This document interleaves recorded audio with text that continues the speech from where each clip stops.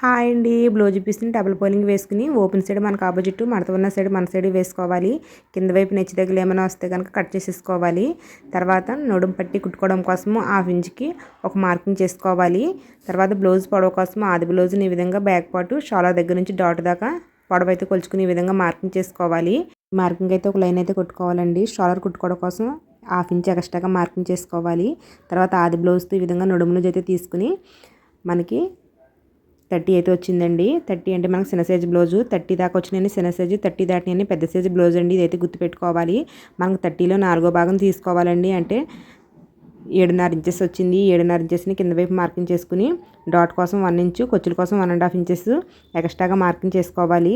అదేవిధంగా chest loose వచ్చేసి మనకి 7.5 ఇంచెస్ వచ్చింది కదా, దానికి 1 ఇంచ్ కలిపి చెస్ట్ లూజ్ అయితే మార్క్ చేసుకోవాలండి. అలాగే కింద మార్కింగ్కి పైన మార్కింగ్ కలిపి ఒక లైన్ అయితే కొట్టుకోవాలి.